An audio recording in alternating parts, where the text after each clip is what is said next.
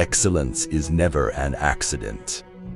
It is always the result of high intention, sincere effort, and intelligent execution. It represents the wise choice of many alternatives. Choice, not chance, determines your destiny. I count him braver who his desires than him who conquers his enemies, for the hardest victory is over self. The high-minded man must care more for the truth than for what people think. It is the mark of an educated mind to be able to entertain a thought without accepting it. Anybody can become angry, this is easy. But to be angry with the right person and to the right degree and at the right time and for the right purpose and in the right way, this is not within everybody's power and is not easy. The self-indulgent man craves for all pleasant things and is led by his appetite to choose these things at the cost of everything else. Where your talents and the needs of the world cross, there lies your vocation. Happiness is a quality of the soul, not a function of one's material circumstances. The only stable state is the one in which all men are equal before the law. Knowing yourself is the beginning of all wisdom. My best friend is the man who, in wishing me well, wishes it for my sake. Learning is an ornament in prosperity, a refuge in adversity, and a provision in old age. One swallow does not make a summer, neither does one fine day. Similarly, one day or brief time of happiness does not make a person entirely happy. To write well, express yourself like the common people, but think like a wise man. First, have a definite, clear, practical ideal, a goal, an objective. Second, have the necessary means to achieve your ends, wisdom, money, materials, and methods. Third, adjust all your means to that end. It is in our darkest moments that we must focus to see the light. Man is a goal-seeking animal. His life only has meaning if he is reaching out and striving for his goals.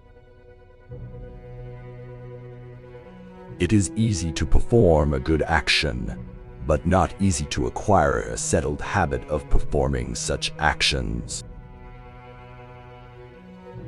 Democracy arose from men's thinking that if they are equal in any respect, they are equal absolutely. Character is that which reveals moral purpose, exposing the class of things a man chooses or avoids. Poetry is finer and more philosophical than history, for poetry expresses the universal and history only the particular.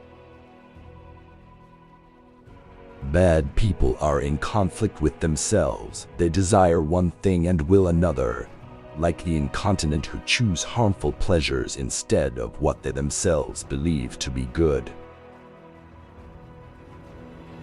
Man is by nature a social animal.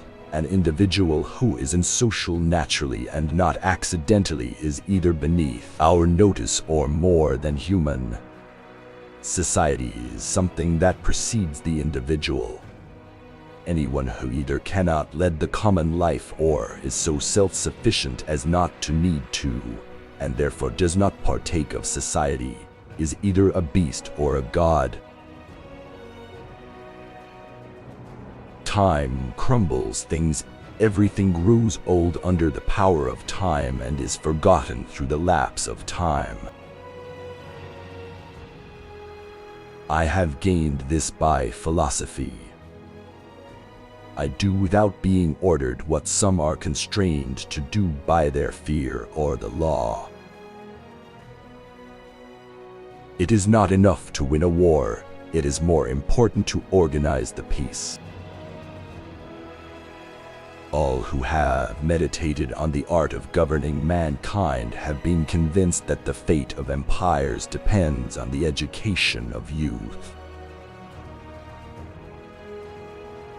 The wise man does not expose himself needlessly to danger, since there are few things for which he cares sufficiently, but he is willing, in great crisis, to give even his life, knowing that under certain conditions it is not worthwhile to live. He is of a disposition to do men's service, though he is ashamed to have a service done to him. To confer a kindness is the mark of superiority.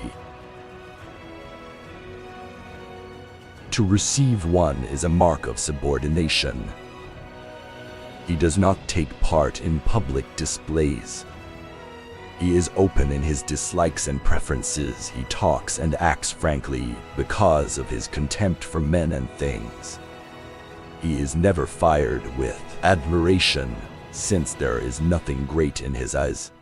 He cannot live in complacence with others, except it be a friend. Complacence is the characteristic of a slave. He never feels malice, and always forgets and passes over injuries. He is not fond of talking. It is no concern of his that he should be praised, or that others should be blamed. He does not speak evil of others, even of his enemies, unless it be to themselves.